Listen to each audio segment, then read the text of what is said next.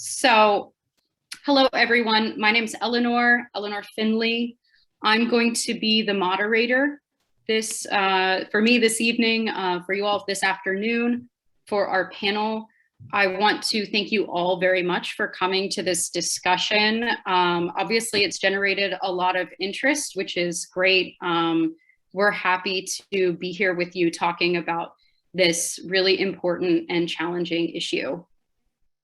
So I'm going to start just by reading a quick introduction to the panel and tell you all a little bit about how it came to be. After that, I'm going to share a little bit about how the discussion is going to go and how the talks are going to be presented. And then I'm going to present our panelists, our discussants for today, and we'll jump into it. So once again, welcome to today's panel sponsored by the Institute for Social Ecology. We'll be looking at left anti-Semitism today, speaking both to a specific instance of left anti-Semitism and to a broader problem of anti-Semitic tropes that surface in left movements and progressive forums. This panel emerged when we and others became aware of a set of anti-Semitic tropes that appeared in the writings of Abdullah Öcalan, who is the leading figure of the Kurdish freedom movement and whose book, The Sociology of Freedom, was published last summer by PM Press. And as we became aware, really contains quite a bit of anti-Semitic tropes. And I'll let the presenters get into what those tropes are and where they come from. So for us, this was really disheartening, even kind of agonizing when we discovered these tropes, because many of us, and this anti-Semitism, not just tropes, but when we discovered this anti-Semitism, because many of us consider ourselves supporters of this movement, and we celebrate many of Öcalan's contributions. At the same time, we are people committed to facing racism in all of its forms, including anti-Semitism, both inside of our movements and outside of our movements. So really rather both outside of our movements and inside of our movements. So following on our discovery of what was in the Sociology of Freedom, we co-authored a reflection piece on the anti-Semitic content found in the book. We published it this summer on the ISE blog. Once I'm done speaking, I will link to the statement in the chat. And in response to that statement, we received a lot of goodwill and positive feedback and curiosity from readers who were wanting to understand more about how that material surfaced in the book, and were wanting correct accounts of Jewish history and a broader discussion of how anti-Semitism is surfacing on the left. Even among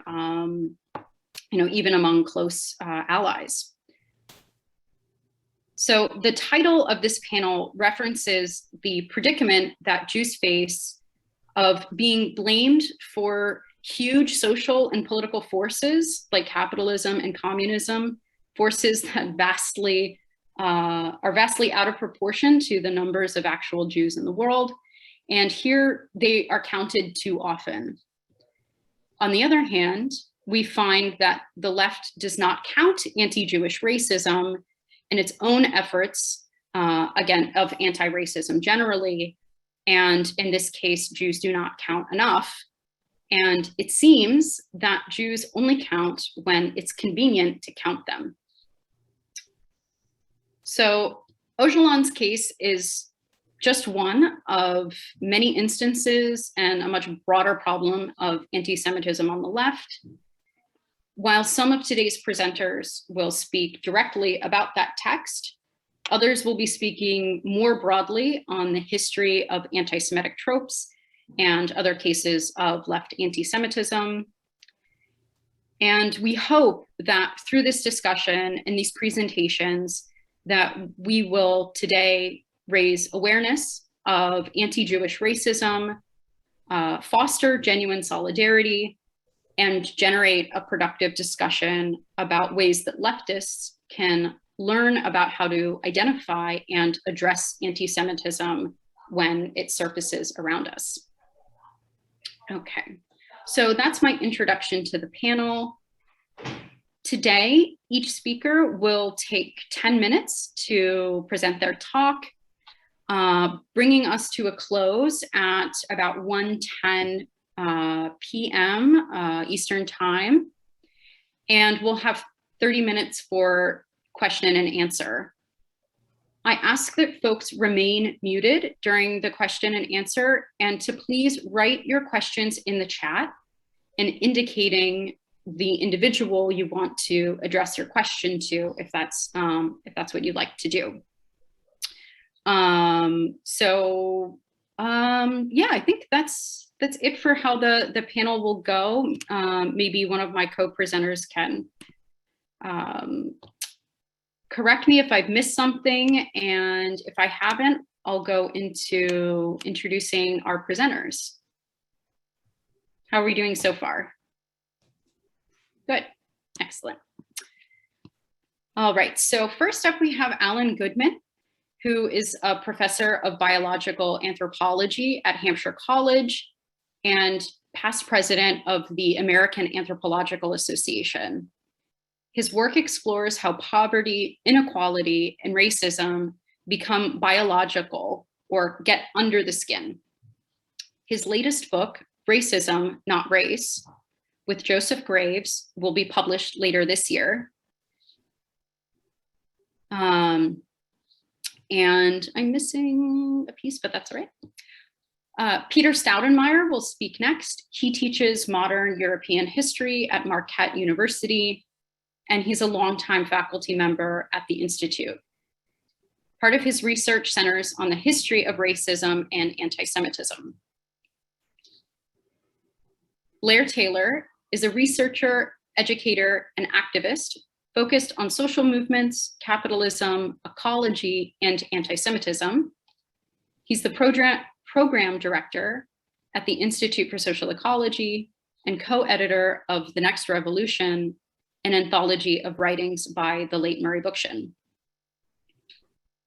Rob Ogman leads workshops in public schools, trains teachers, and delivers public lectures on topics of racism, anti-Semitism, and diversity for the public administration of civic education in Germany. He's the author of Against the Nation, Anti-National Politics in Germany, and he studied philosophy and history at the New School in New York City. And he got his doctorate in sociology from Leicester in the United Kingdom. Sorry if I pronounced that incorrectly. Lastly, we have Chaia Heller, who is a core faculty member at the ISE and has been for nearly 40 years, where she focuses on the philosophy and politics of social ecology, as well as social ecofeminism. Chaia is an anthropologist of science and technology and is the author of The Ecology of Everyday Life, as well as Food, Farms, and Solidarity. She's currently working on a short book on left anti-Semitism and will be offering an introductory level course on Jewish histories and anti-Semitism through the ISE next year. So be on the lookout for that. And today, Chaia will be discussing the network of actors that both produce and contest Öcalan's writings about Jewish peoples. Okay, so that concludes my introduction. Once again, thank you all for being here and participating in this important conversation with us. And I hand it over to Alan. Alan, thank you so much. Eleanor, thank you so much for a fantastic introduction to this symposium, this panel. So greetings, everybody. I'm going to be talking about essentializing and racializing, particularly in reference to the Jews, and I think some of the connection to the writings of Ogman, especially the chapter on Jewish ideology, should be pretty clear. As Eleanor alluded to, I write on the intersections of the idea of race and the realities of human variation and racism. In relationship to this panel, I co-direct a now 15-year-old public education project on race called Race, Are We So Different? I can put the URL in the chat later on. And my work is comparative, but it's basically focused on racism against people of color in the communities of color in the US. Main point of this educational project is to show how the myth of biological races has provided ideological fuel for racism. Extinguishing the myth of race or biological races is not sufficient to eliminating racism, but I argue it is necessary. And the same is true for anti-Jewish racism. It is fueled by a wide range of myths about the essential and often racialized Jew. These myths about Jews have long been in the racist smog that continues to be breathed by all of us, individuals of all political beliefs. Those myths travel and endure. Witness the nefarious and obvious hoax, the protocols of the elders of Zion. That's about a secret Jewish cabal to control the world. It was first published in Russia in the early 1900s. Henry Ford in the 1920s excerpted liberally from the protocols in his own Dearborn Independent, as well as writing his Universal Jew. Protocols were widely read by German school children in the 1930s. Today, a century later, the protocols continue to be translated, reprinted, and widely circulated nearly everywhere in almost every language. The protocols were even dramatized into a 41-episode Egyptian TV program in the early 2000s. And unfortunately, Ogman's chapter on the Jewish ideology kind of echoes some of the old myths of a Jewish cabal that's out for world dominance that we saw in the protocols 120 odd years ago. As with any race myth, exposing these varied myths of anti-Semitism, a main goal of this panel is necessary to pulling out the roots of anti-Jewish racism. The myths, or more accurately, modes of thought I want to focus on now is that of essentializing. So what is essentializing? It's a static and pre-scientific worldview in which objects are seen as their idealized essences. There is such a thing, for example, as an essential chair. Objects become static and timeless as the essences are sort of prefixed and timeless. When applied to organic forms, essentialism becomes typological and really pre-evolutionary. In the Greco-Roman tradition, human essences were bodily humors. You might remember those things like phlegm and bile. Warriors and statesmen were born with different essences, men and women, etc. In the last century, we've moved on, I think, from these Greco-Roman humors, at least I hope most of us have, but not really essentialist thinking, which is still pervasive. Essences now include ideologies and cultural practices, as, for example, we see in the writings of Ogman, or blood and genes, as emphasized by race scientists. And I really think those are just two different sides of the coin. As groups are their essences, rather than allowing for the developmental interplay of things like genes and environment, the importance of context and circumstance, history and evolutionary processes, groups become ahistorical, and any variations from the essential type are ignored.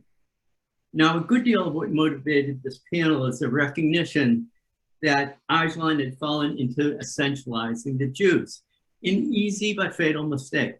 Ogman treats Jews as outside of history with a character relationship to money, power, and capitalism. Ogman emphasizes Jews as having an ideology, a fixed, timeless, and coordinated ideology. But clearly, no, there is no Jewish ideology, and there is no there. It's all about variation. Ogman's era is not new. In fact, it connects to a long history of essentialist and racist thought. The following are two among many, many examples of essentialist racialization from the scientific and scholarly realms. Importantly, what Hitler labeled an anti-Semitism of reason, sick, was not just infecting the undereducated and undereducated, but was a political project that involves scholars. First instance, Jewish blood, Leningrad, 1923. Dr. E.O. Manilov thinks the essence of Jews is not their outward appearance, their noses, etc., but more deeply, it can be found in the blood. Manilov set out to prove this in an article titled Discernment of Human Races by Blood, particularly of Russians from Jews. Note this is common at this point to think that Europeans are many races, including Jews and Russians. And just as to show you a little bit, this is William Z. Ripley's The Races of Europe, 13 Races, 1899, and Carlton Kuhn's The Races of Europe, published in the US, 1939.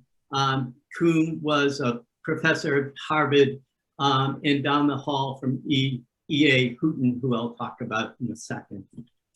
Manilov claims to distinguish with a remarkably high degree of accuracy Russian blood from the blood of Jews. His methods are the strength of some unknown color change of blood after the addition of some unknown reagent. His results, though, are entirely unreplicable, failing the most basic principle of science. His paper is most likely a scientific fraud. However, what's remarkable, not unlike the acceptance of Ogman's writing of the Jews, is not the writing of the text itself, but that it was published in the American Journal of Physical Anthropology, the preeminent journal of the discipline. And to do so, it had to be accepted by the editor, reviewers, and spread to readers. As Chaia says, a network is required. At about the same time, Adolf Hitler first writes that the old-fashioned idea of Jew hate based on fear and religion is not sufficient to eliminate the Jewish element. He literally says that that will only lead to pogroms. Rather, to get rid of the Jews, anti-Semitism has to be based on reason. Hitler writes this out in his Gemlish letter of 1919, which I can put in the chat later on. Hitler proclaims that, quote, the Jews are unquestionably a race, not a religious community. Later, after brief discourse on Jews and money, he calls the Jews racial tuberculosis. What does this anti-Semitism of reason lead after Hitler seizes power? The societal wheels begin to turn to study the Jewish element as racial tuberculosis in order to justify their elimination. By the late 1930s, courses on the Jew are offered in German universities in anthropology, psychology, and many other departments. Whole Jewish Studies Institutes are formed. 32 doctoral dissertations come out on the Jew between 1939 and 1942. Jews are poked and prodded. Jewish skeletons were literally preserved to discover their essences. Hitler's anti-Semitism of reason did not operate in a vacuum. In the US anthropology, the goal was more to simply identify the essential Jew, as in the works of Manilov and next of Houghton. Cambridge, 1939. E.A. Houghton, professor at Harvard, my intellectual great-grandfather, seems to be fixated on Jews, particularly the Jewish nose. After much study, and as Germany is invading Poland, he writes a popular article titled, Why the Jews Grow Stronger. Hey, Alan, we should wrap up in a minute or two. One more minute. Yeah. So this is from the first page of Why the Jews Grow Stronger. Look at the noses. And an additional page. So Collier's is a widely circulated supplement to Sunday papers throughout the US. Putin's article includes some philo-Semitism. He argues not for the elimination of Jews, but for intermarriage. He concludes, most of us could use a little Jewish blood. Unfortunately, essentialism is essentialism, whether positive or negative, and it is wrong and harmful. So to conclude, essentialism is connected to racism. It is an easy trap to think that what seems true at a particular time and place is always true, but that's not so. If we could define what is a Jew, we might find that there are some things that are more often found in Jews than other groups, but it would be wrong to think that this is always true for all times and places. There is no timeless Jew, essential Jew, or Jewish race. All are fictions. But Ogman or anybody else on the left or right, anywhere in the world, falls into talking about the Jews as having some invisible connection and some internal essence. This is not just essentialism, it's racism. And if anti-racism is something the left aspires to and believes in, then it has to call out all forms of racism, including anti-Jewish racism. Thank you. Wonderful. Thanks so much, Alan. Peter. Thank you, Eleanor. Thanks to everybody for being here. I have been asked to address the parts of Öcalan's book, The Sociology of Freedom, that essentially attribute the rise of capitalism to some sort of Jewish force. Just to give a couple of quick quotes from the book. In Öcalan's words, capitalism is tied to Jewish merchants and bankers. I'll come back to that one in a minute. The book claims that Jews have, quote, a special relationship to making money. Öcalan says a Jewish monopoly has always existed in the financial sector. And finally, he emphasizes the leading role of Jewish capital monopolism in both commercial capitalism and industrial capitalism in the modern age. There's more along those lines. The important thing here is that beliefs like this are by no means peculiar or unique to Abdullah Öcalan. On the contrary, versions of these beliefs have been circulating just within radical thought since the 19th century. There are obviously also right-wing versions of them, as Alan pointed to. And for those of us who are opposed to capitalism and the nation state, that's a problem. The persistence of myths about Jews and capitalism, those myths make it harder for all of us to confront capitalism and eventually to transcend it. So I want to examine this problem at three successively deeper levels. The first is the standard version of the myth that Jews were somehow central to the rise of capitalism. The second is the complicated historical reality behind that simplistic myth. And the third is why this matters and why these myths keep coming up again and again in left contexts. My underlying premise throughout all of this is that anti-Semitism is not just a way of thinking about Jews. It's not just a screwed up way of thinking about Jews, but that anti-Semitism is in fact a way of thinking about the social order as a whole. Anti-Semitism is a screwed up way of thinking about the social order as such. Okay, the first level of the problem. There is a common story often told about Jewish communities and the emergence of capitalism. The story usually tends to focus on Europe, but much the same lesson could be drawn about the Ottoman Empire or other parts of the world. And this story is not just told by anti-Semites. It sometimes shows up in critiques of anti-Semitism. That's how deeply rooted the problem is. In its simplest version, the story goes that European societies, before the rise of capitalism, prohibited lending money at interest, which Christians considered usury a sin, and that since Jews were effectively barred from any other ways of making a living, the function of money lending fell to Jews. While that function might not have been particularly important in medieval societies, according to the story, it became crucial with the rise of modern capitalism.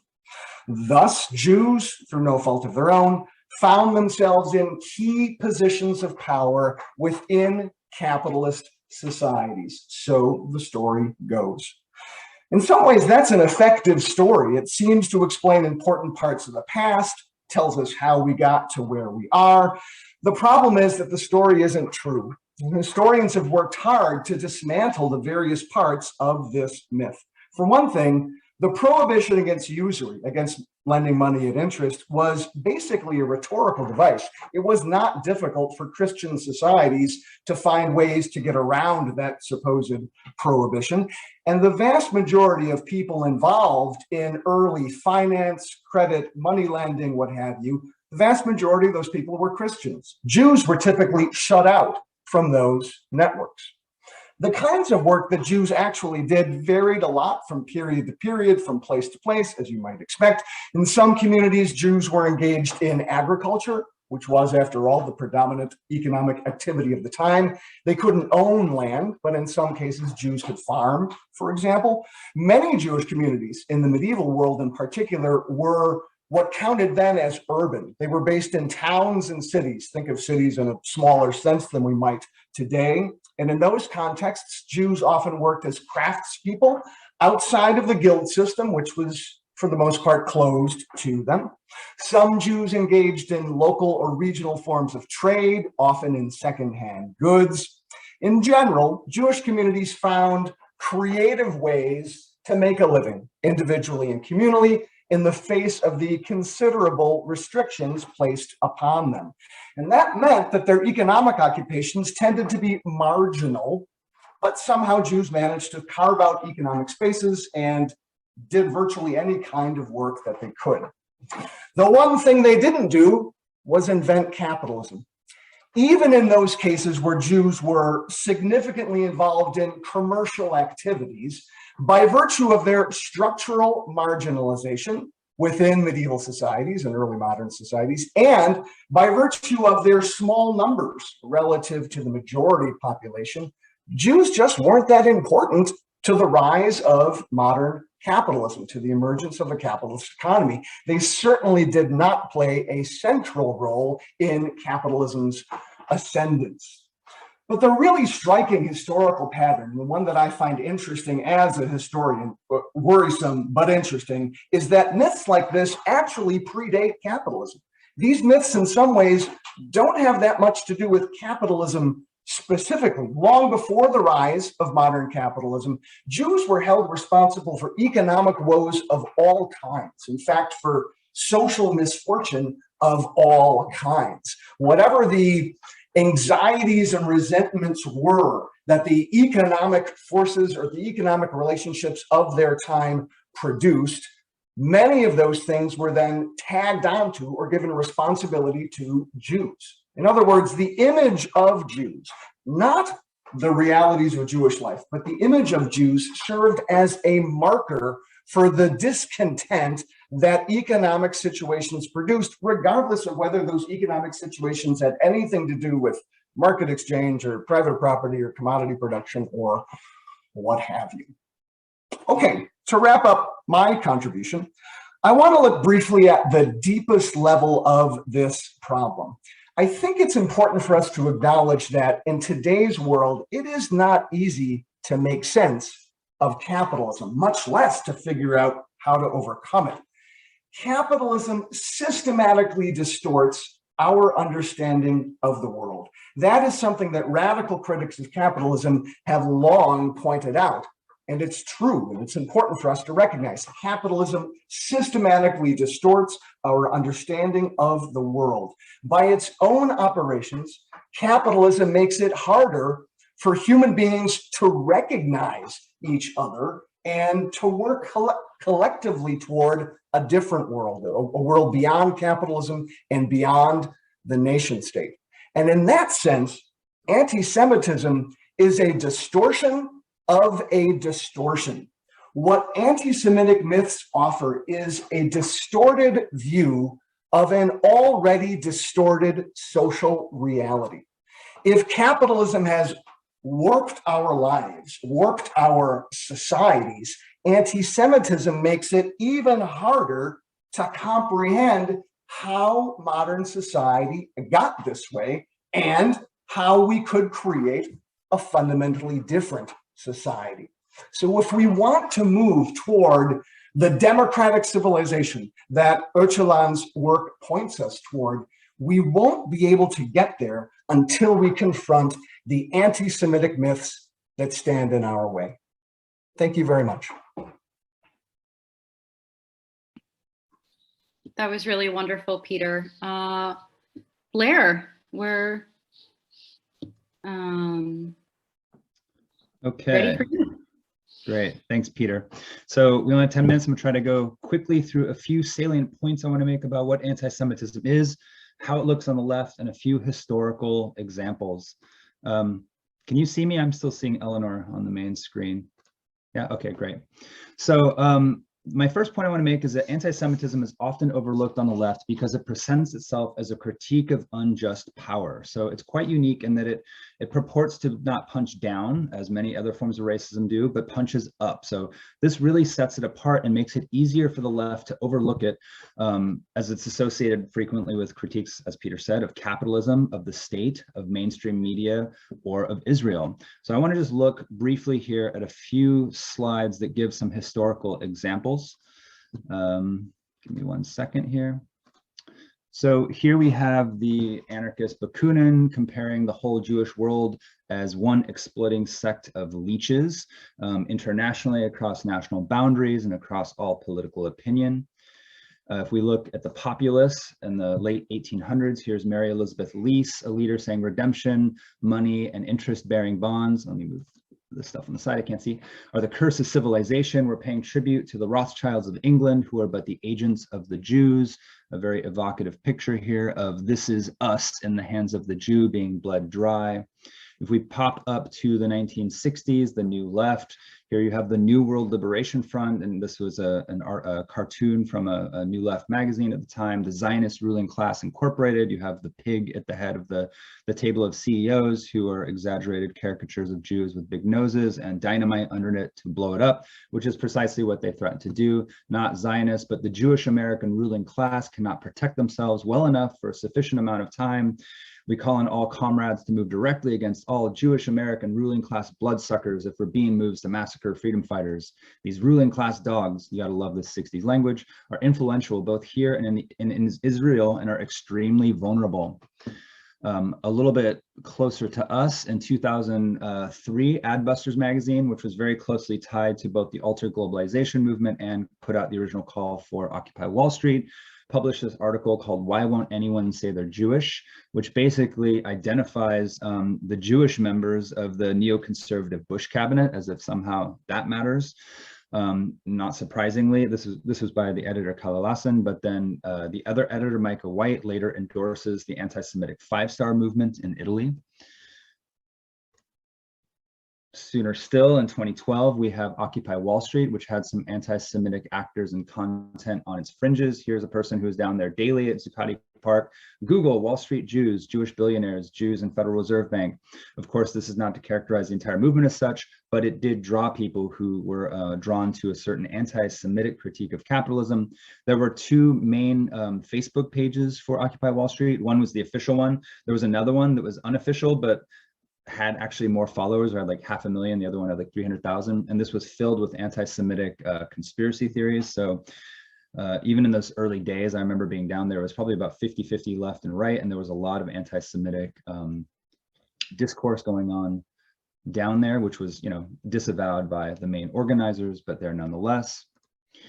In 2014, Joy Carrega, who is a professor of social justice and English at Oberlin College, was fired after sharing a series of anti-Semitic conspiracy theories on social media, including this one about Jacob Rothschild.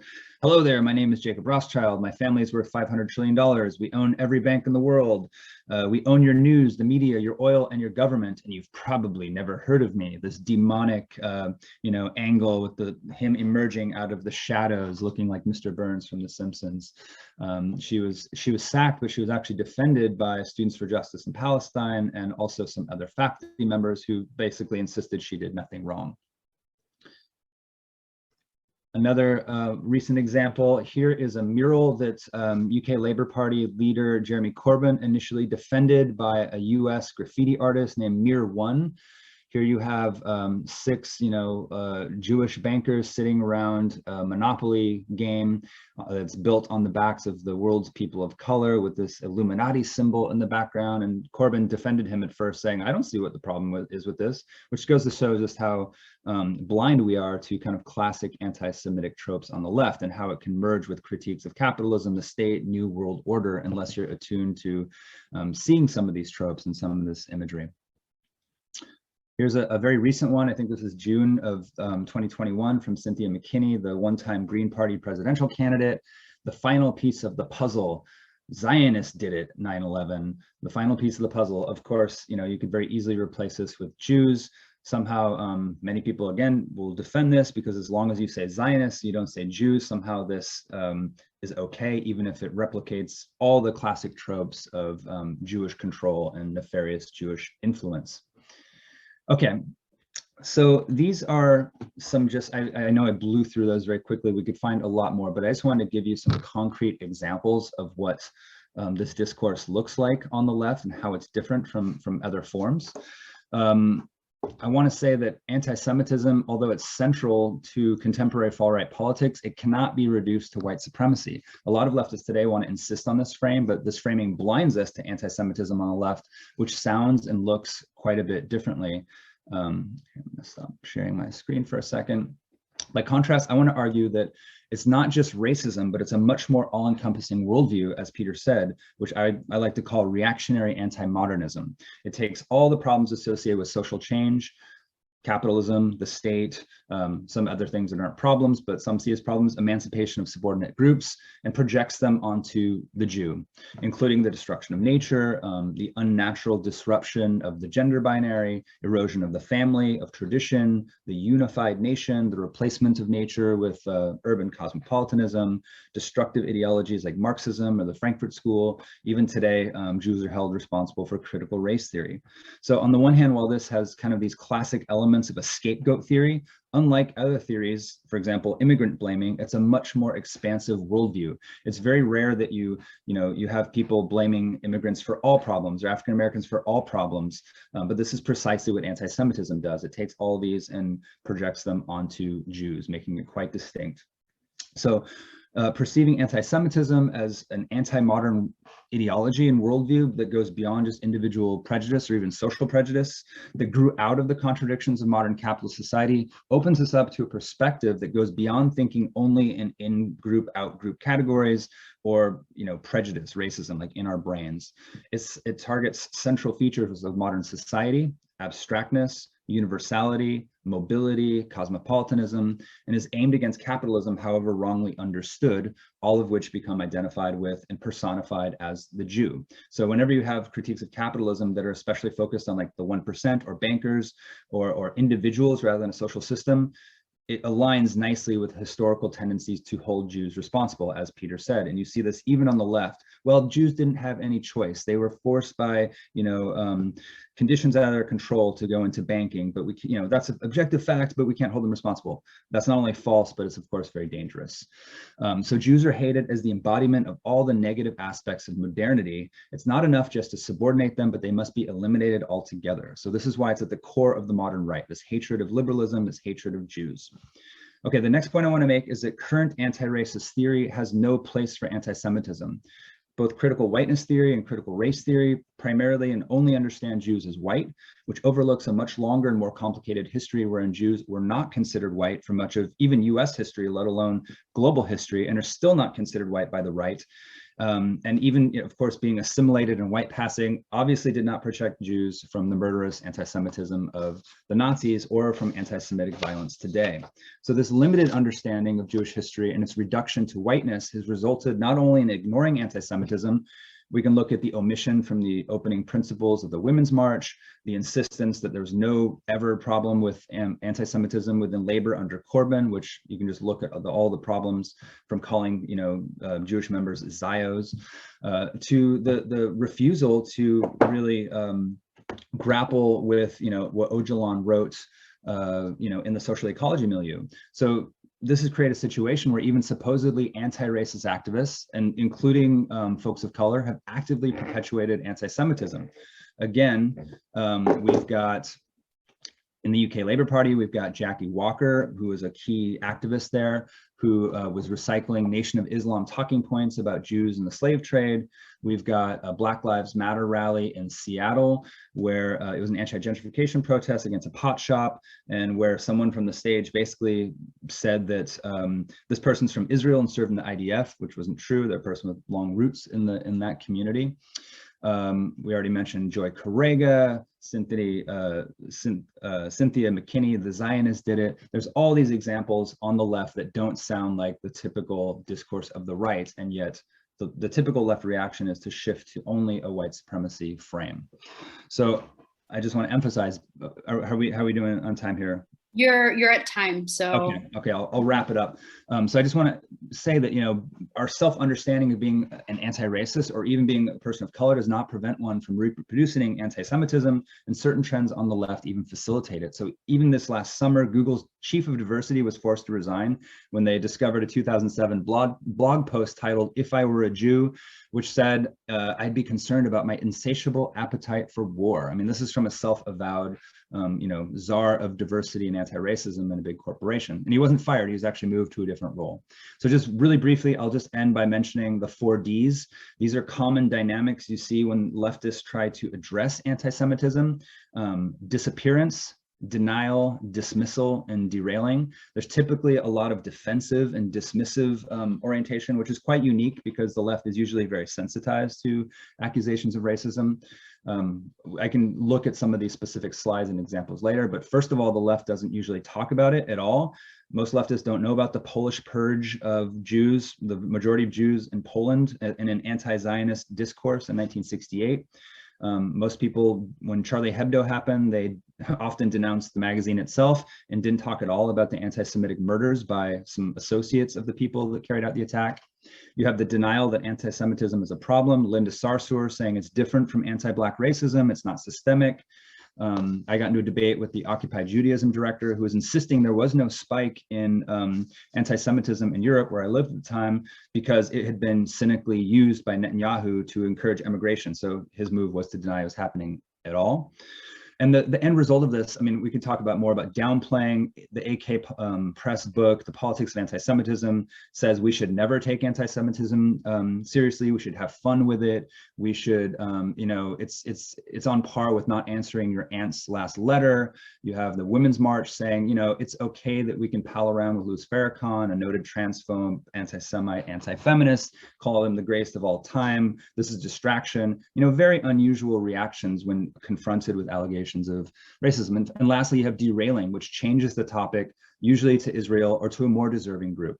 So just to wrap up, the two important effects of this discourse on the left to anti-Semitism.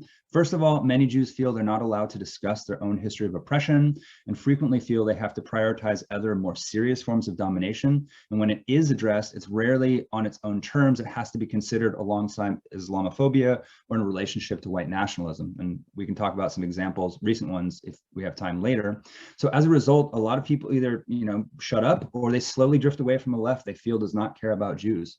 And second, as a result of this, anti-Semitism has been claimed and coded as an issue for and by centrists like Barry Weiss or Tony Blair or Keir Starmer and the right. So many leftists at this point simply assume bad faith and dismiss any concerns out of hand as cynically motivated. And that is, of course, a very big problem which this panel seeks to resolve. So I had some more slides, but we can circle back if we have time later. Thanks. I'll hand things over to the next panelist. Okay, great. I think next up is Rob. Rob, are you there? Yes, thank you, Eleanor. Can you hear me? Great. Okay, great. Yeah, thanks everyone for being here. I'm really glad to be on this panel with such great presentations and succinct. I was asked to focus on the question of Jewish history, Jewish culture, in some sense to provide a sort of contrast to that which we are given in Öcalan's book, Sociology of Freedom. I have read his text the section which he calls Jewish Ideology, Capitalism and Modernity, I think it's called. Yes. And I've read it a couple times now, and you know, the strange thing about the text is that there's nothing, he doesn't say what his Jewish ideology actually is. That's a striking thing. You have this in the title, and there's so little actually about it. He always says that Jews were there when this happened and that happened, when capitalism was created, when cities were created, when the nation state was created, they were there. When the Roman Empire fell, they were there in the form of Christianity. But he says very little about what Jewish ideology is supposed to be in his mind. And so I found that very interesting, because on the one hand, he's saying Jewish ideology is ruling the world. And on the other hand, he says very little about what that is. It's kind of a classic problem. But I want to begin my comments with a joke, which I think is always good, because Jewish jokes are, you always have one when you need one. So there's a classic Jewish joke that tells of two Jews sitting in a Berlin park during the 1930s. And Isaac is reading the Nazi newspaper, Der Stürmer, laughing to himself. Isaac, his Yiddish newspaper reading friend Simon, exclaims, "How can you read that trash?" And Isaac says, "I used to read the Yiddish press, but all it talked about was Jews getting beaten, expelled from their homes, and having their businesses burnt down. And it made me feel miserable. But here in Der Stürmer, I read that Jews are powerful and in control of the world, and it makes me feel great." It's a great joke, right? Because it gets exactly at these points, which all the panelists were already talking about. This ideology, this narrative that Jews have incredible power, yeah. Whereas the reality, in contrast, especially in this situation in the 1930s, Berlin or Germany was actually really the opposite, and really the most terrible time possible for Jews. Now, stories like these, narratives, the way in which we present groups of people is very important. And it's clearly very important to Ashkelon. He's made it a central part of his whole narrative about the development of Western civilization, about the development of capitalism, about the collapse of the Roman Empire. Although it was not the Jews who did it, but, you know, Christianity was formerly Jewish, so therefore Jews were responsible for it. And then he goes on later in the text, scroll down here, just one moment, where he says that, here we are, the modern capitalist state, organized on the basis of Hebrew tribal ideology, presents itself as a nation state. More importantly, in ideological terms, the core of any nation state is of Zionist character. The nation state is the state form that Judaism has taken as its model in capitalist modernity. The nation state, he basically repeats himself, the nation state has won. This victory is based on Jewish ideology. But within the nation state, it has ultimately created the perpetrator of the genocide of its own people, right? This victim blaming. Jews have created the nation state, which is now killing them, or has killed them multiple times. Here we go again. Every nationalism is Zionist, so Arab nationalism is also Zionist. It is not wrong to define Palestinian, Turkish, Kurdish, and Iranian Shiite nationalism as essentially forms of Jewish ideology, primarily used by nationalist monopolies. So my point here is actually that Ashkelon, it's sort of a common, yeah, there's this narrative, there's this, it's not that anti-Semitism is all these different kind of things, it's the same repetition of a narrative of Jewish control and power behind history.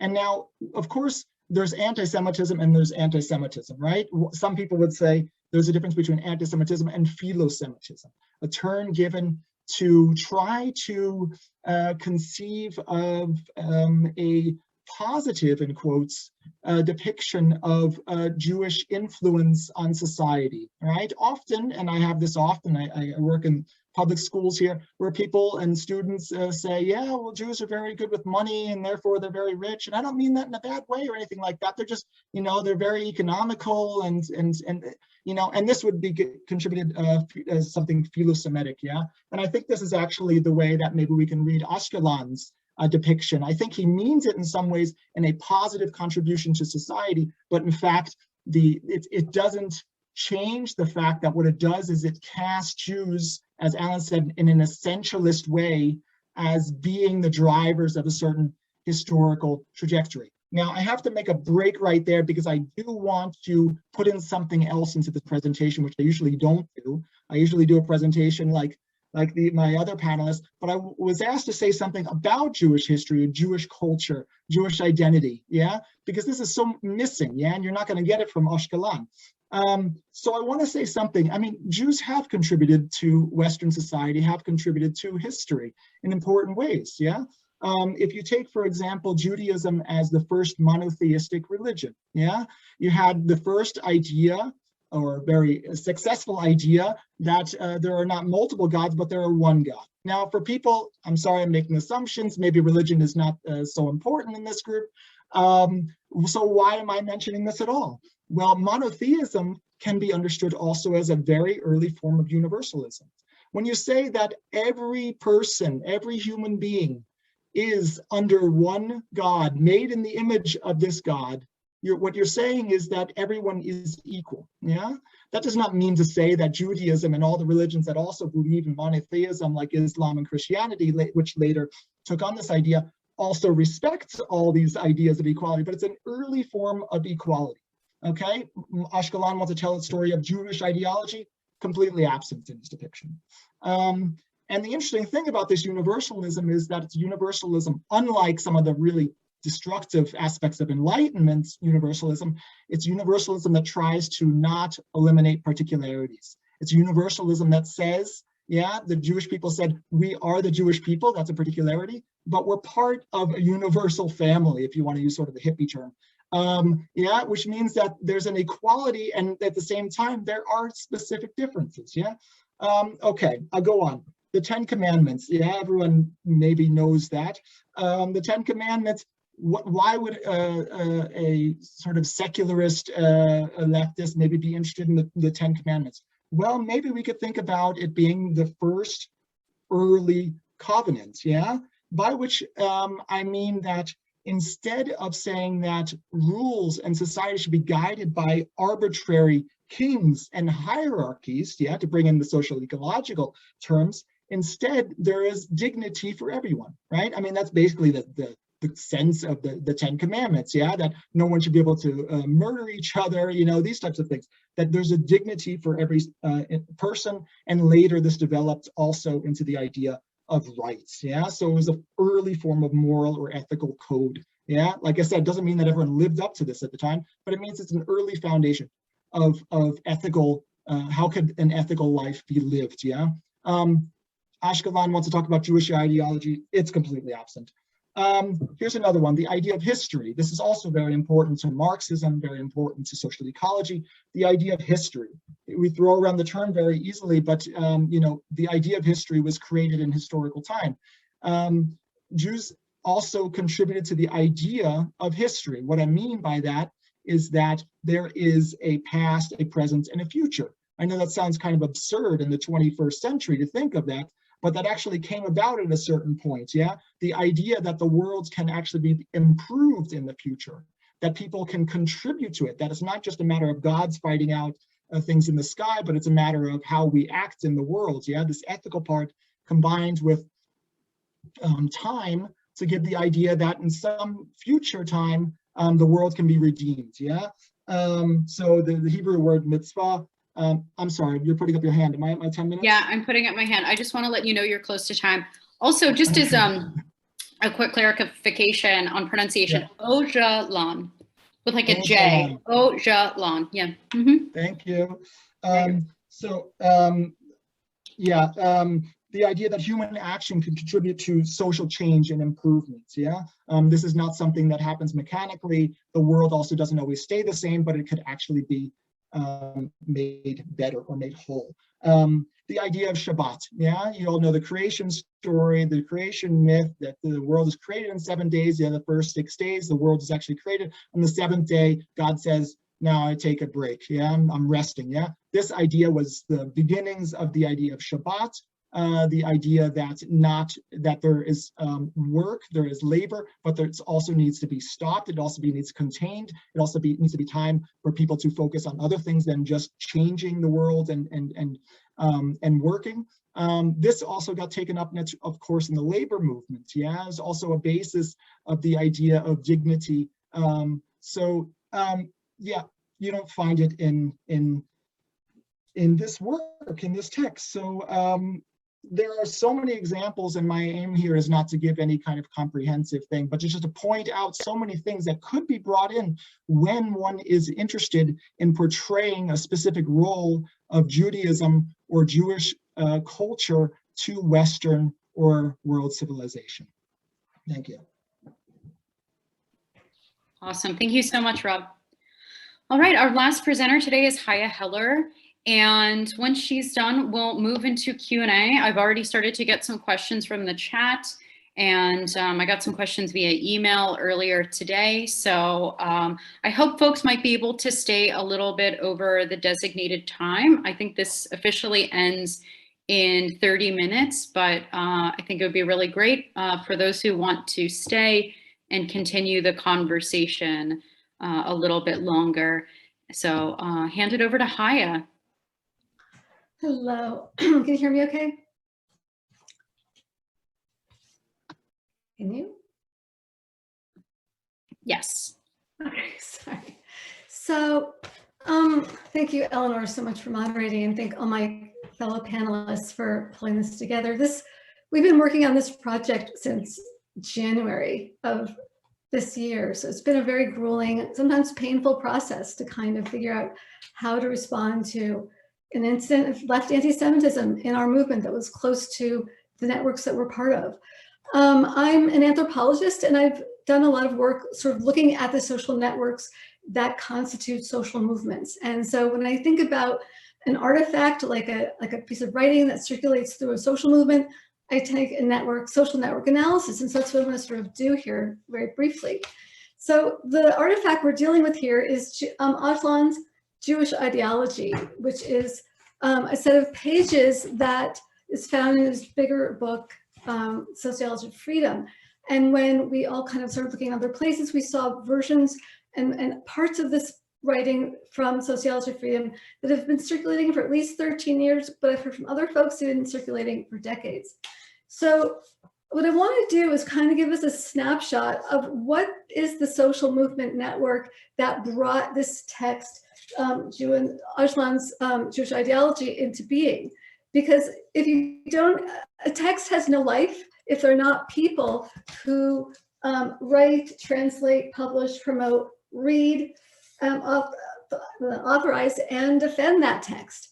And so there are relationships interactions between all different kind of nodes in this network, but I'm going to kind of go through this and tell the story about this text by talking about this network. So we know, of course, that Ogman wrote this text. He's been in prison for quite some time on an island prison.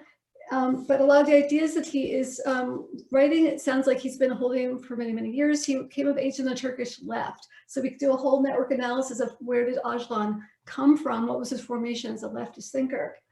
For this text to make it into the world, there had to be a translator. And so somebody made the decision to translate this text by this writer. And then somebody took on also the work of editing this text. So when they did that, what is very interesting is that at no point it seems like the translator or the editors were they able to acknowledge, identify, or disclaim the anti-Semitism in the writing. Then we move into the publisher. PM Press is a small leftist press in the US, decided to, they valued this writer and the writing and the translator, and they published it. And this requires a lot of money, resources, energy, time.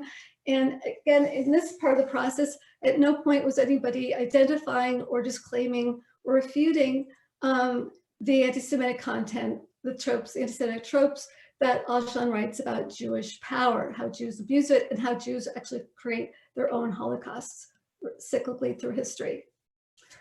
And then there's the people that, for text to have wheels, have to promote the text. And so if you look at the actual book, the Sociology of Freedom. There are people who blurbed the book on the front and back covers. There's people who wrote the foreword.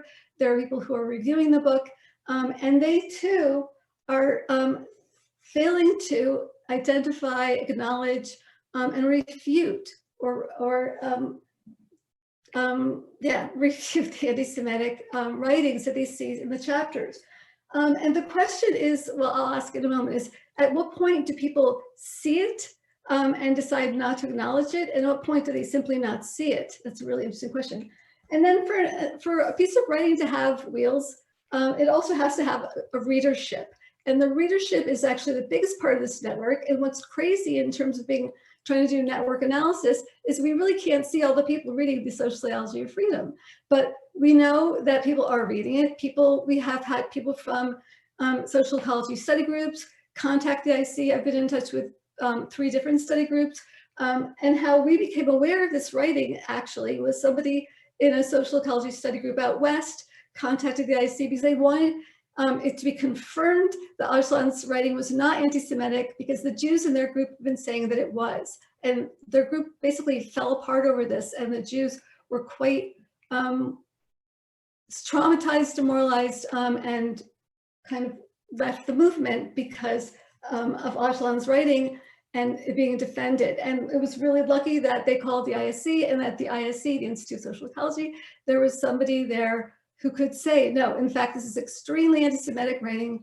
And we contacted the Jews in the group and hopefully we're able to support them and clarify them and say, no, you've been gaslit. There actually is really anti-Semitic writing.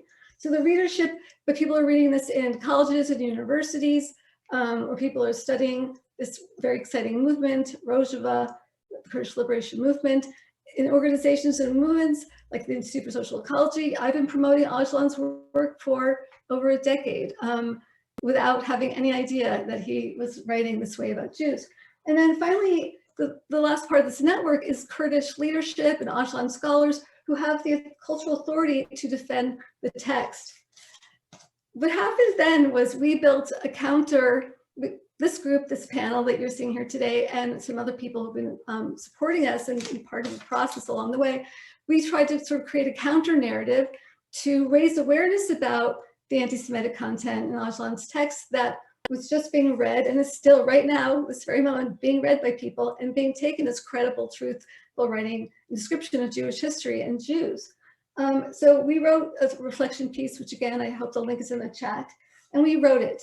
And after we wrote it, we were invited to and encouraged to meet with Kurdish leadership to talk about the writing. And when we did this, I can at least speak for myself, I was hoping that we could explain that we had two scholars of anti-Semitism, 2 Jewish scholars who we were all working together to try to explain exactly what were these tropes and why they're dangerous, why they're harmful to Jews, why they're erroneous. And we were hoping that maybe the Kurdish leadership would say, oh my goodness, let's write an addendum to the book, let's put something on the website for the PM Press, maybe on a Kurdish liberation website, we could create some sort of errata, some sort of correction. But what we got here instead was we were a little bit chastised for having written a statement at all, and for calling or for in any way insinuating that Öcalan could have possibly written any anti-Semitic writing at all. And literally the Kurdish leader said, I cannot accept this, I will not accept this. And their group of Öcalan scholars came together, they were all one front, we will not. And what happens in this part of this network that I want, this very, very key here, is that there are leftist intellectuals in the US and internationally who rightly support the Kurdish movement and are intimate with Kurdish leadership, who actually came into our group and wrote us emails and did what they could to dissuade us. Again, please don't make these concerns about Öcalan's writing public. If you do so, you're going to make anti-Semitism worse for Jews. You're going to destroy the Kurdish movement. You're going to destroy people on the ground in Rojava. You're going to destroy Öcalan's Turkish appeal against the Turkish prison. And it's going to be a disaster. And they were successful. Both Kurdish authorities and leftist intellectuals were successful in getting our group to basically break in half, and who you're seeing today are kind of like the remnants of the group. The other folks were afraid that they would be alienated from the Kurdish liberation movement, they would insult the movement, and they also, some people felt that by bringing these issues forward, we'd be making anti-Semitism worse for Jews. So just to conclude, I want to ask, what happens in these stories where the left fails to address anti-Semitism? Sorry. And I'm going to argue we lose a lot. In this story, and it's really sad, in this story, we saw Jews being pit against Jews over and over. And people don't talk about this a lot, about what anti-Semitism does to Jewish people on the left. We feel that we have to line up and be either good Jews doing what the non-Jews want us to do, or we're the bad Jews to say, no, we really have to fight and bring anti-Semitism to light. This can strain decades-long friendships. It can weaken organizations. Important political leftist organizations are eroded and weakened. It drives Jews out of the left. I cannot tell you how many Jews I know who said, I'm done, I can't do this anymore. It's demoralizing, I have dignity, I can't do it. So if you care about Jewish contributions to leftist movements, this matters. But perhaps the most important thing for the left is that it prevents the left from becoming a truly anti-racist movement. I really encourage people to watch, maybe I could send this to folks, a really important panel that Eric Ward put together. He wrote this article called, or piece called Skin in the Game, where he really tries to argue for why the left, this includes Black and brown people, LGBTQ people, everybody should be invested in addressing anti-Semitism, because the white supremacy sort of ideology rests on the theory of everything that is anti-Semitism, that blames Jews for creating everything bad, not just browning the color line, not just destroying the Aryan color line, but for creating every horrible social ill. The white nationalist movement that has really gained steam under Trumpism depends on anti-Semitic theory, conspiracy theory. And I want to say, if you care about people not being targeted as Antifa, you've got to care about fighting anti-Semitism, because this sort of monster that the right is calling Antifa will start coming from some of you people out there. I hate to say this, but it's true. You will all be blamed as Jews, who are kind of the imagined sort of dragon. Hey, Chaia, I'm just giving you a quick time check. You're at time. Okay. If you care about capitalism or being anti-capitalist, you have to fight anti-Semitism, because they're blaming Jews for that. Black Jews are blamed for basically creating the civil rights movement, Black Power and BLM, and Black and brown powers for movements for liberation are the work of Jews, because Black and brown people by white nationalists are seen to have no ability whatsoever to create their own movements. Women's movement was created by Jews, LGBTQ plus movement was created by Jews, reproductive rights are created by Jews, the pandemic is by Jews, and climate and immigration. If you don't like immigration policies in the United States, blame that on Jews. So if we want to really have an anti-racist movement that can really effectively take down white supremacy and put a dent to the white nationalist movement, we all have to come together and realize, as Eric Ward says, we all have skin in the game, and we all need to fight against anti-Semitism. Thanks so much.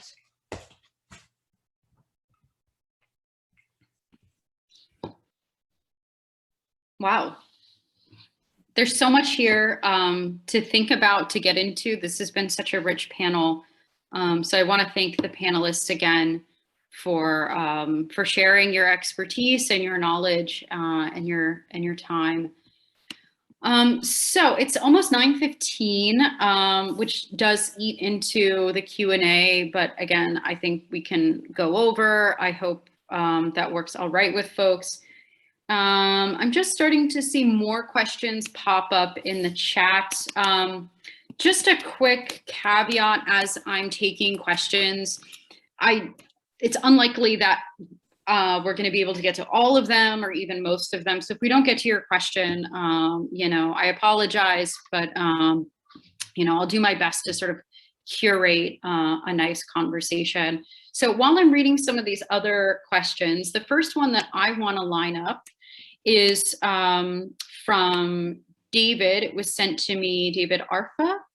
I'm so sorry if I just lost where I had written down your name. Anyway, it came from David yesterday, and he sent several questions. One that really stuck out to me was to please share more about how the translators could have not seen this as anti-Semitic.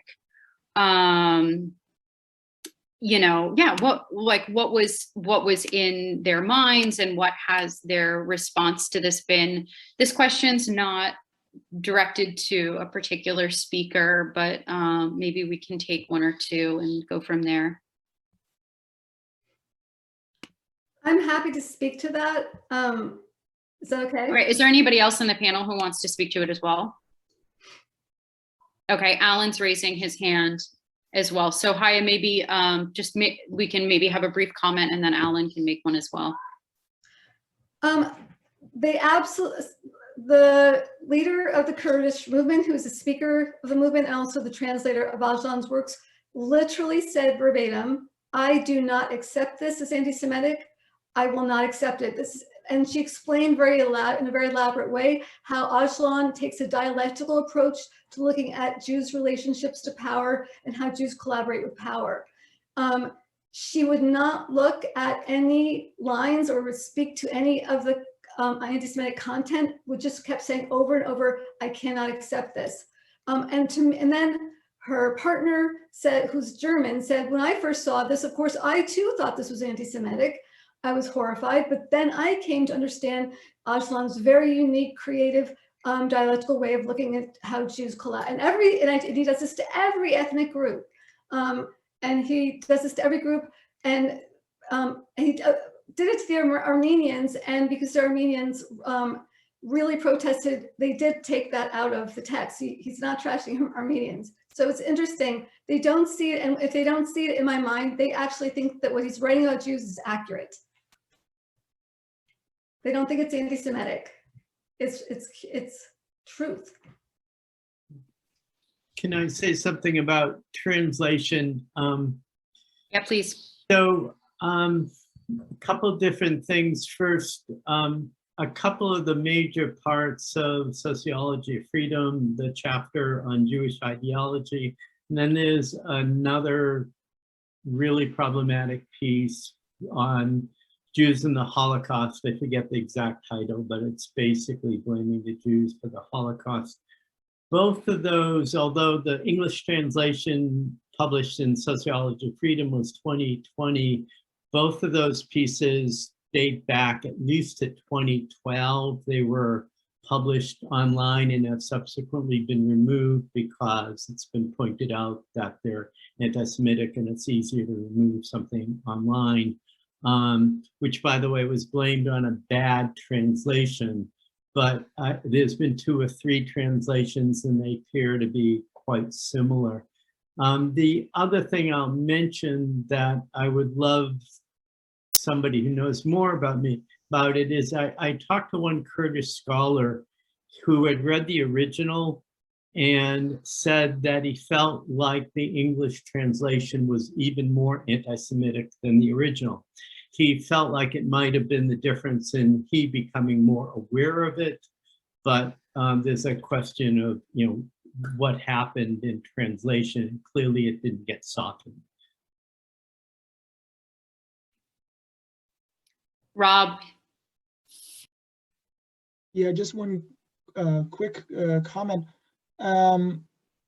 I think Blair's presentation was very good because it showed that this type of blind spot is not something particular to the Kurdish movement at all. And that is absolutely not, was never our position, that this is something particularly widespread in the Kurdish movement. Absolutely not. This was one case that was particularly painful to people who were involved in social ecology, which the Institute is also close to the Kurdish movement. But the example, this narrative of Jewish power and Jewish control and things like that, that's widespread. That's very, very old. as Peter explained too, very old narrative, very widespread in Western leftist movements. So yeah, it's a complete blind spot, and it's this idea that we're criticizing power. And this essentializing treatment of Jews as being somehow responsible for capitalism and the nation state and everything else that goes wrong. So.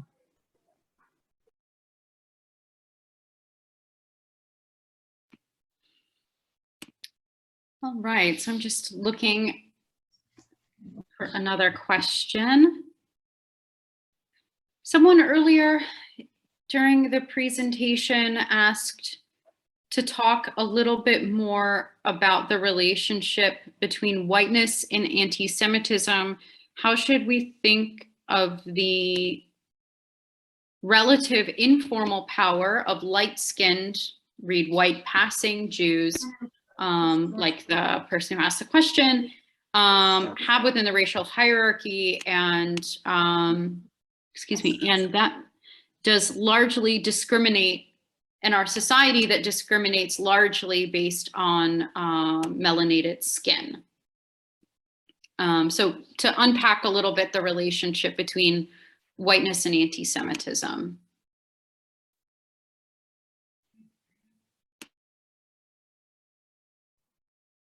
Well, I can start a little bit, at least,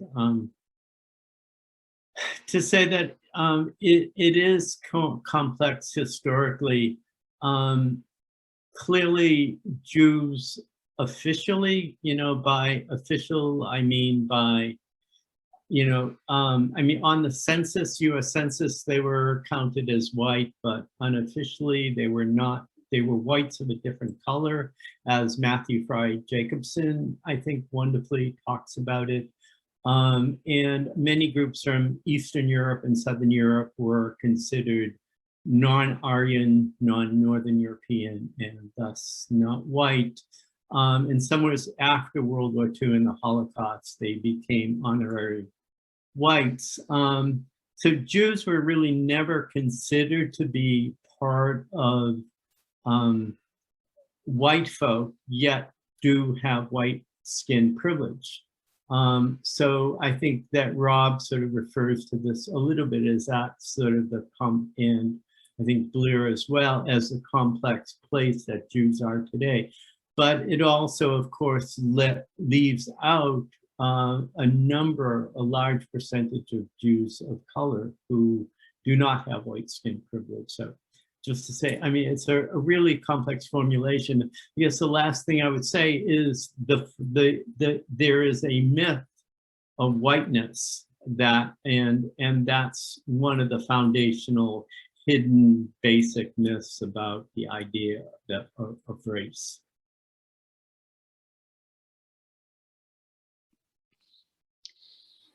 So I have a question from the chat that's a really challenging one and speaks to the unfolding of this panel. And I want to get to it before we, go further down these questions of anti-Semitism in general.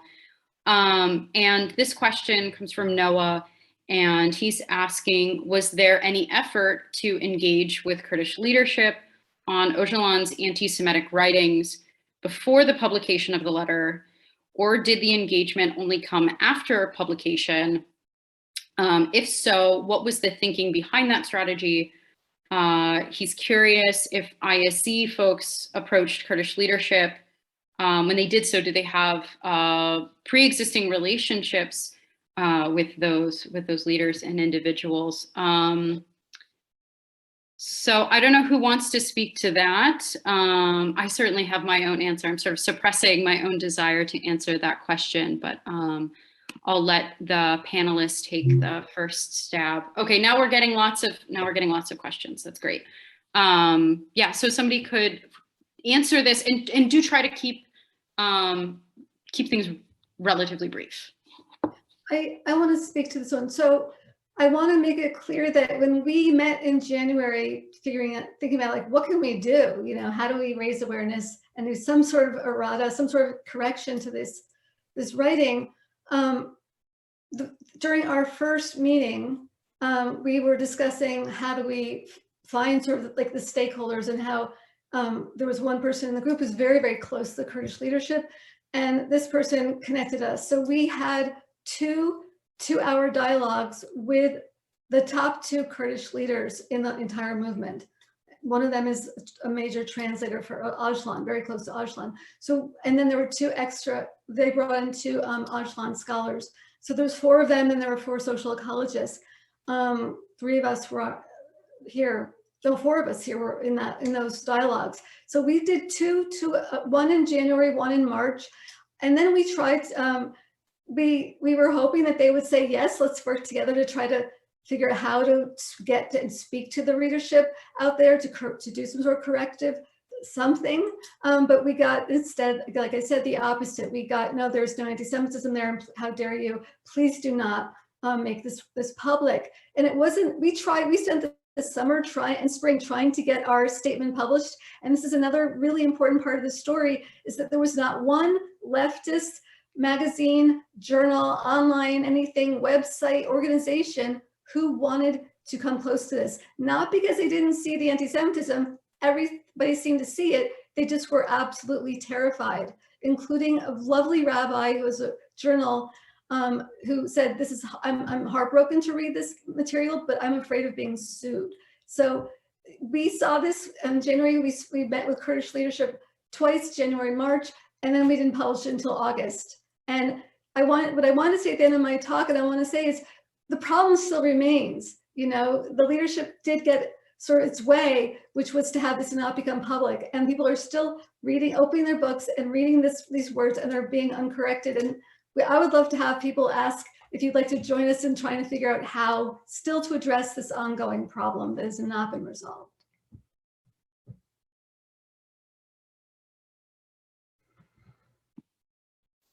I apologize, my cat is distracting a little bit.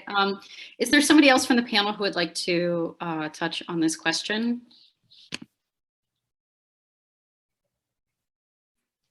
Peter has something to say.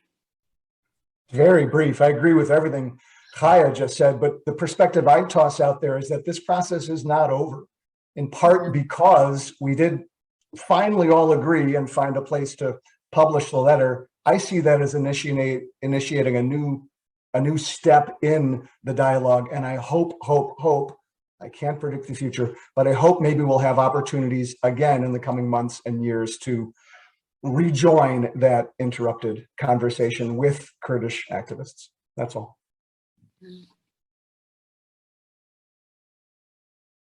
Yeah, Rob as well, go ahead, chime in.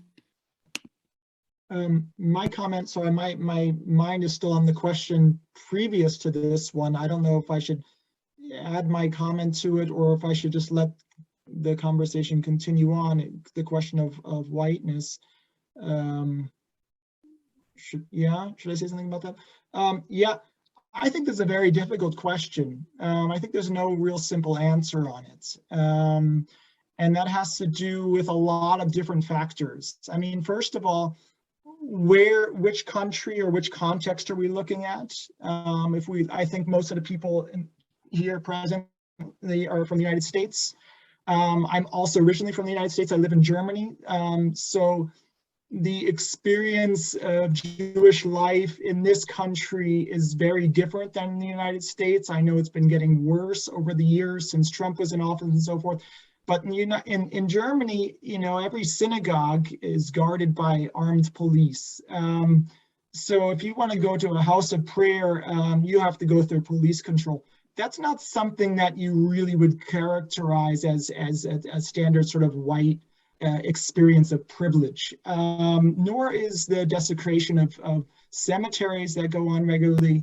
And to be honest, you can't really show yourself to be Jewish in Germany. I mean, if you wear a yarmulke you're probably going to get laughed at, like I did 2 weeks ago, or get people standing up to you and making faces at you, like I did 1 week ago.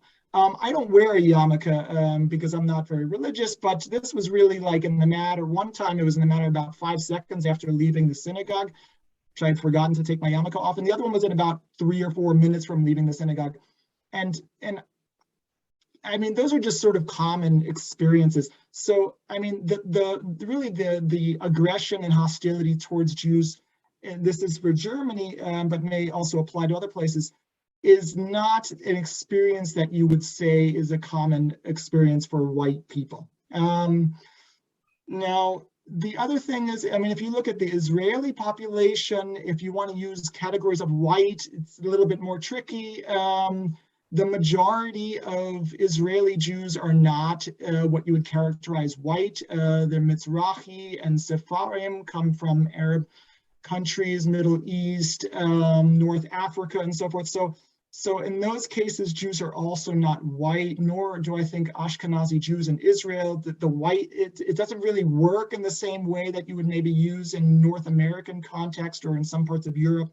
So these kind of things could be taken into account. But even beyond that, if we go to the United States, because I think that most of the people are from the United States, and I was just looking at also, I recommend Eric Ward as well. Chaia had mentioned his name.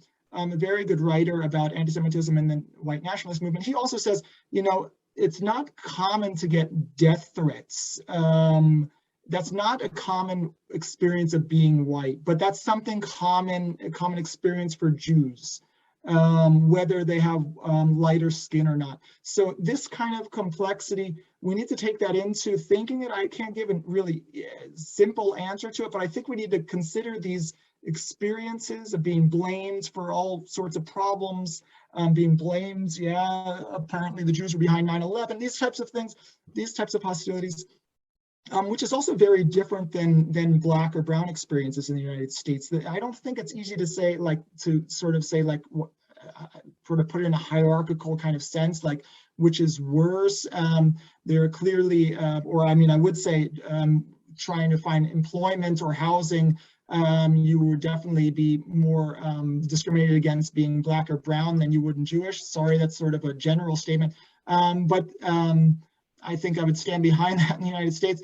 And then in the other cases, you know, I hear cases where Jewish people who are told, yeah, you're not going to get your Christmas bonus like the other employees because you're Jewish and you don't need it because you can afford it. So it's very complex. And I think the most important thing for our movements is to not create a competition between who has it worse and stuff like that, but to try to think about this complexity in a way that helps give us a more rounded picture. One last, sorry, I spoke for a while, but one last example. Yeah, we should wrap.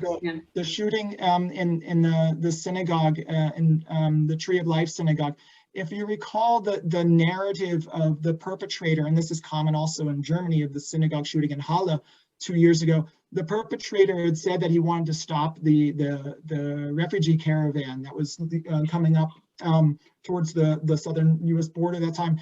And he wanted to stop the immigration to the United States to, you know, prevent the white Christian race from being, you know, expelled and that kind of nonsense narrative. And he attacked the synagogue because his idea was that the Jews are bringing all the immigrants to the United States. It's the same narrative you have in the US, but you see both the anti-Semitic narrative and the racist narrative combined together. And they're two different things and they often function together.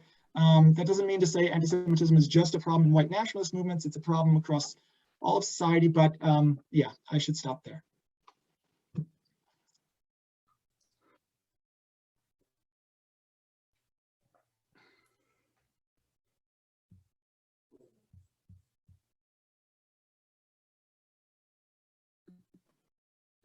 Eleanor, we don't hear you. You're on mute. I'm so sorry, you don't hear me. I was just saying thank you. And, you know, just that these questions and these issues are so complex, far-reaching, and challenging. There's so little that we can do in a short amount of time. It's 9:30, or excuse me, 7:30 here now, which I guess means 1:30 your time, which I think is the time we had allotted for the panel. But if folks are here and wanting to continue the discussion, I say let's just continue. On the last question, I just want to chime in and echo both Peter and Chaia that this really was an ongoing process. We spent many, many hours emailing people, contacting people, being on calls with people, setting up calls with people, rescheduling calls with people. And so far, it's really been illuminating, and especially for me as a non-Jewish person, seeing the resistance to bringing up something that I want to say shouldn't be a big deal, but meaning that it should be able to be discussed, and that there should be some self-reflexivity in the way that there is self-reflexivity broadly on the left about virtually every other issue, the way that there was a refusal to entertain the possibility of a mistake. That was enlightening for me to see. And like Peter said, I really see this as an opening and a beginning of a new conversation, because it's clear that we're not going to get anywhere until we find ways to move through these issues with genuine solidarity and with a movement that is genuinely diverse, genuinely strong. So these difficult conversations have to be had. And the last thing I want to say, I know I'm kind of abusing my moderator privilege, is I just want to echo what Chaia said, which is that almost every outlet we went to said, oh yeah, this is anti-Semitic, but we don't want to touch it. That was the refrain. People recognize this as anti-Semitic, but we're really afraid of the consequences of saying so out loud. And that was really striking. And I hope that we can all move to a better place, and also, learn to recognize anti-Semitism and to move past it. And I really see the panel here as an example of that. And I'm glad that we're all doing it together. So I'll leave that there. I'm not sure where other panelists want to go with the conversation. We have another question from Daphne about, it says, do you believe, I'm not sure which speaker she means, or everybody, that there are some Jews on the left who could be consciously or unconsciously anti-Semitic, motivated by the wish to suppress their own Judaism.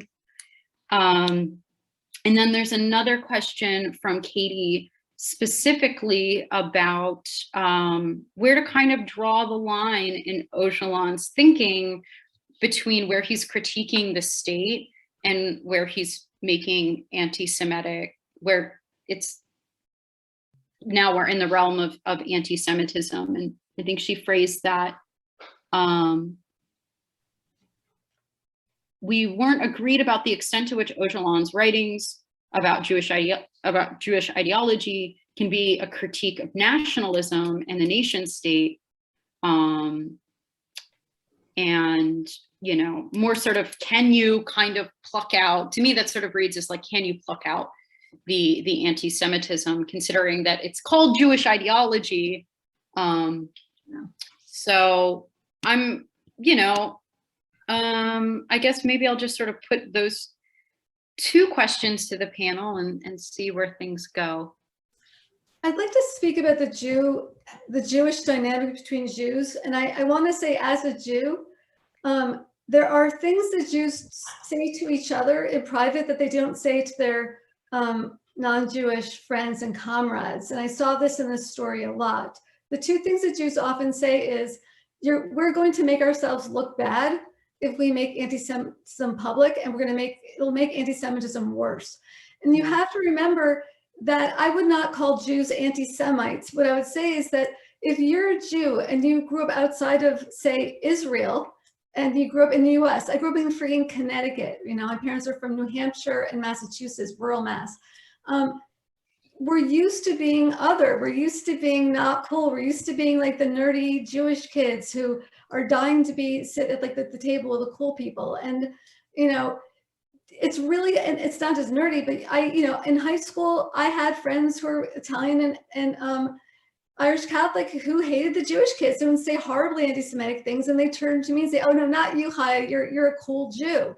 And I'd be like, phew, I'm a cool Jew. So the Jewish people in this story, in this network that I was trying to show, it's not that they all recognize the anti-Semitism and were horrified In fact, one of them who was very close to Kurdish leadership said, "My God, thank God you're doing something about this. I've been arguing with them for decades, and this is such a mess, and it's a blind spot." But then would not just wouldn't join writing the reflection piece, but this person really tried to get other Jews to stop and was successful in splitting the group. So Jews often collude with anti-Semites. I hate to say this, or people who are not Jews often collude with people who don't want to interrupt anti-Semitism. They do. And in this case, a very famous, popular leftist intellectual who is Jewish played an important role in this story. He got his friend to write us a letter saying, "Do not do this, Jews. This is going to be terrible." So Jews play a serious role in these problems, and it's not because they're bad people. It's that Jews want to belong. They want to belong on the left. They don't want to believe the left is so anti-Semitic. It's hard to believe this, this is really what it is. But what ends up happening is that it fractures friendships and bonds and organizations, and it's just toxic and destructive and sad. Yeah, Katie wants to add that their group struggled to agree on a way to continue to raise this question and the concern within the movement. And it's interesting how that's an ongoing theme, that we can call a spade, but not agree about what to do with it. Rob says that there's a hand raised. Just a moment. I appreciate your patience. Maybe if the person who has their, maybe if there's somebody with their hand raised, if you could write your comment in the chat. I think this format so far is working well. I think that person's writing in the chat now.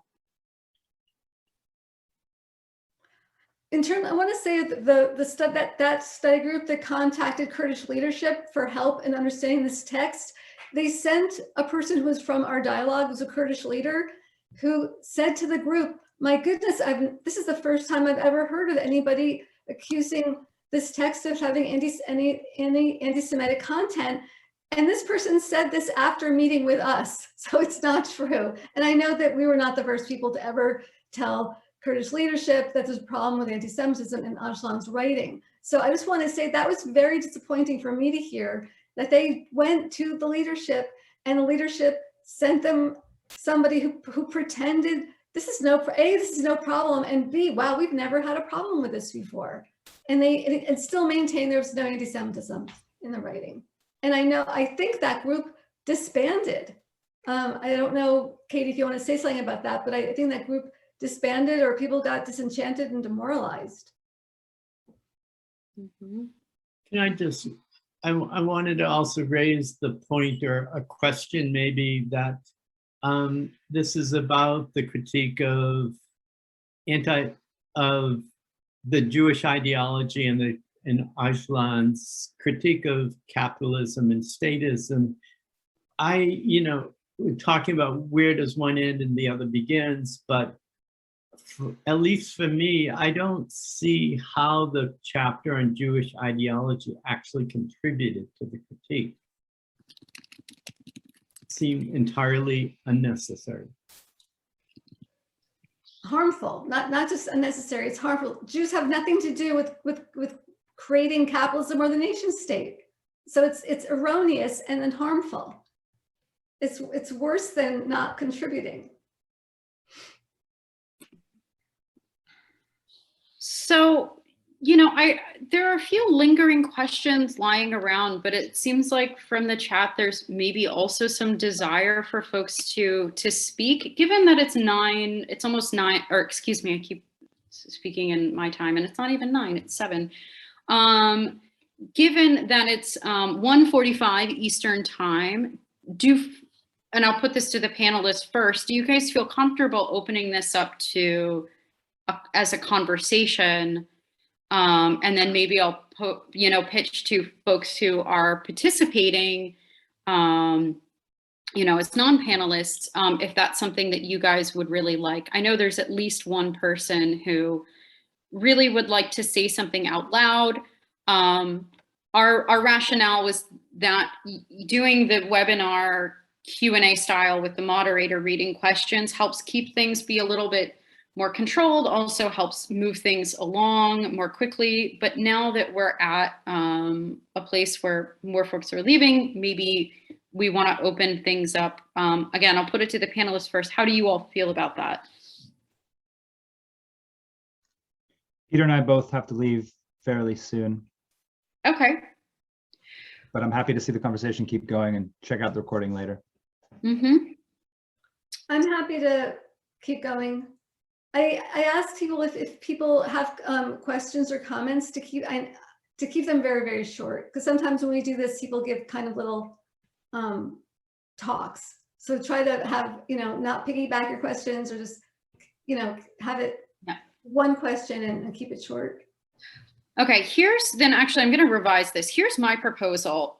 Panelists, if you all could take like really short, couple sentences, brief summary of how you would like to leave this off, and your closing comments, then folks who want to stay for a continued conversation, and folks can unmute and we can have a little bit more informal. I think that would be really great.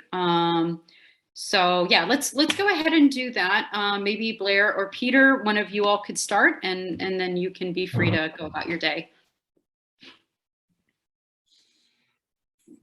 Barry, you're saying I should go?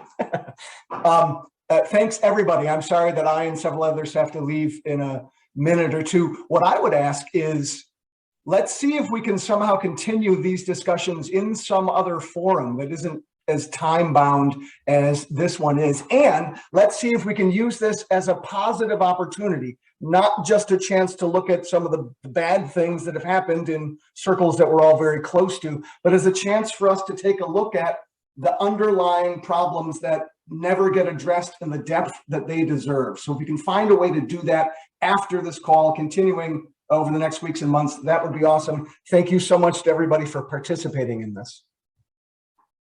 Thanks, Peter. Yeah, I just want to thank everyone for taking time out to, listen to this panel, and to the panelists for making time. I think it's a really important issue.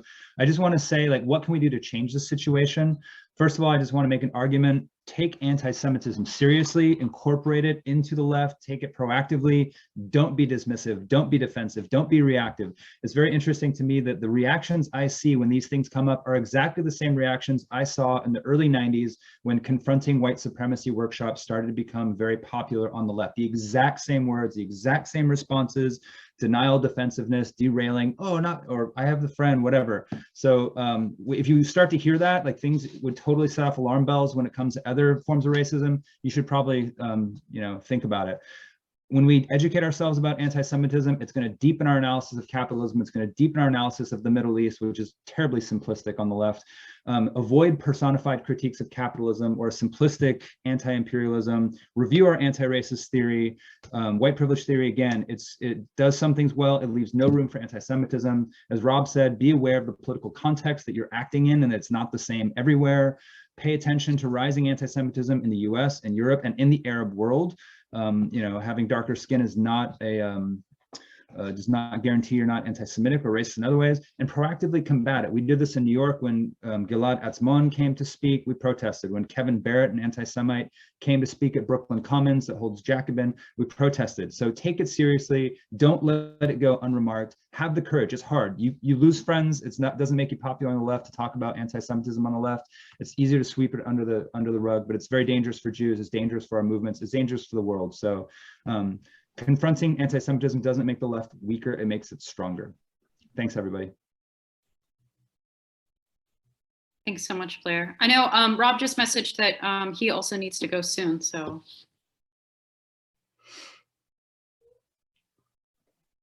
Does that mean I should put my closing statement in here? Yeah, that means you go. I'm sorry, I'm tired. Yes, please. Thanks. I don't really have a closing statement. I thought Blair, that was great. You really worked on that. I think my final point that I want to say is sort of part of my own learning process through this. Has been probably at least 20 years since I've been addressing with this issue.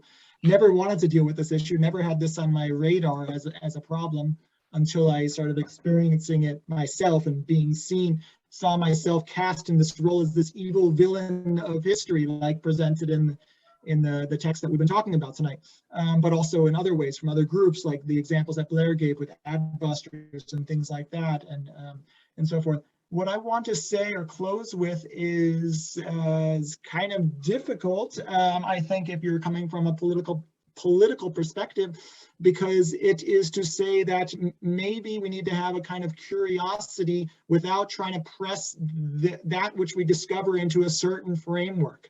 And openness, this is often, not necessarily valued very well, but an openness to learn and think about what is actually Jewish history, what is actually anti-Semitism beyond the frameworks of what racism is. There are commonalities, but there are also very big differences. There are very big differences in Jewish history compared to history of other oppressed groups.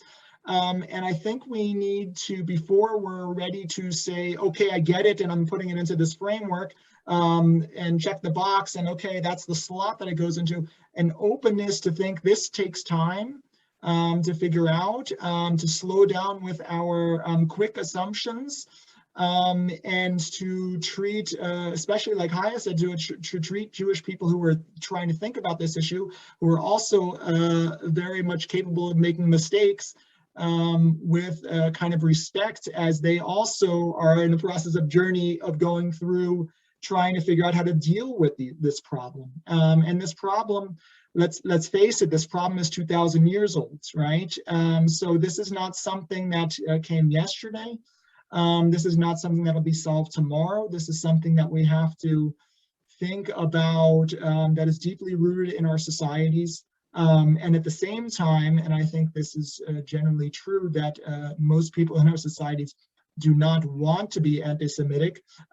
So I think it's important to keep that into mind, to thinking that our potential allies in this work is actually quite large. And so the disheartening situations and experiences that we've had, as Chaia also geschildert hat, explained, are also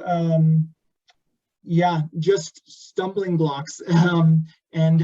So I'm happy to see so many people turned out tonight, and look forward to having the conversation continue on. Thanks, Rob. Chaia and Alan?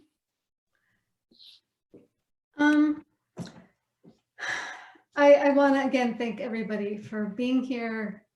Everybody's lives are busy, everybody's overwhelmed, and I want to thank Eleanor for such wonderful facilitation. I wanted to sort of end by saying kind of like the happy story here and the sad one. I agree with Peter that a really great thing that came out of this is that a group of people came together, faced adversity, and did something courageous. We wrote a statement. We tried to get it published. We dialogued with Kurdish leaders and Ogman scholars, and those things have been good. And we're having this panel, and this is really wonderful. So this is the good stuff. I think that we're kind of moving forward. What's not so good in this story is that the Kurdish leadership sent us an email in, I think, April or May, just confirming, no, we will never accept there's anti-Semitism in Ogman's writing. It was a hard no. So that, for me, did not feel like there was a door opening if there's not a willingness to acknowledge the problem. The other sad thing is that there is a split. There were splits within organizations. In my organization, there's some splitting. Some friendships of decades kind of fell away, and this erodes the left and the good feeling on the left. And this is not good for the left. And the last thing that's really still not great is that the writing is still right now being read by people who are not going to see our statement and not going to see this panel, who are reading this and thinking, oh my God, this is actually true. And I'll leave with this one little statement, is that when I talked to somebody in the study group out West, they said to me that there were Jews in that study group who read this and said, oh shit, I never really thought this was true about Jews in capitalism and Jews about power. But it's true. If Ogman says it, and if it's been translated and promoted by this David Graeber and this person, it's obviously true. And that is horrifying to me. If even one Jewish person reads a book and has all their worst suspicions about what Jews really are confirmed, to me, that's very, very sad. So I leave that sadness with an opening, an invitation, and a plea to anybody who's interested in addressing anti-Semitism, left anti-Semitism, to contact the ISC. You can get to me. I would love to put together an anti-Semitism working group to figure out how to do more educational work in leftist forums, so that we're not, always having to raise a red flag and be in an emergency situation, but to really get some traction and to really work together in a very, principled and methodical way to make some ground, hopefully. Mm-hmm. Wonderful. Alan, last comment, and then yeah, it seems like there's definitely some eagerness for participants to also have something to say as well. Yeah, I literally will need to go in about a minute. So I just want to say a big thank you to you, Eleanor, and all the other speakers. I thought this was a really nice flow, if I can say so. And for those who have been in chat and been with us, and yeah, just to reiterate, I think hopefully this is, just a continuation of a discussion about something that's very complicated, has been, as Chaia and other people have said, very fraught.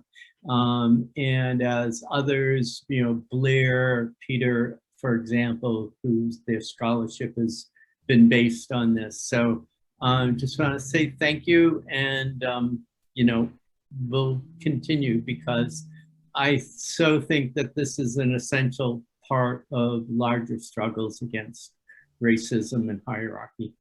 Absolutely. Wonderful. Thanks so much, Alan. All right.